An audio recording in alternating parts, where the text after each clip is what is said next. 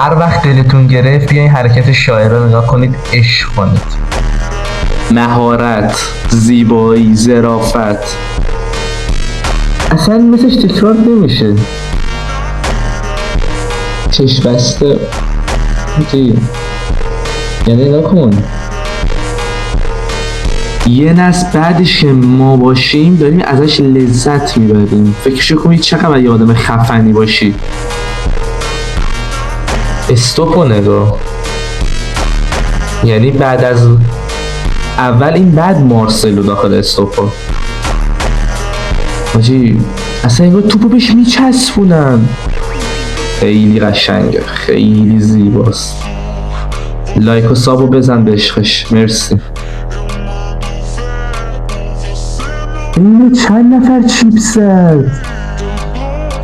تو دوران میلانش اصلا اوج پشوری رقص با خصوص برزیلی.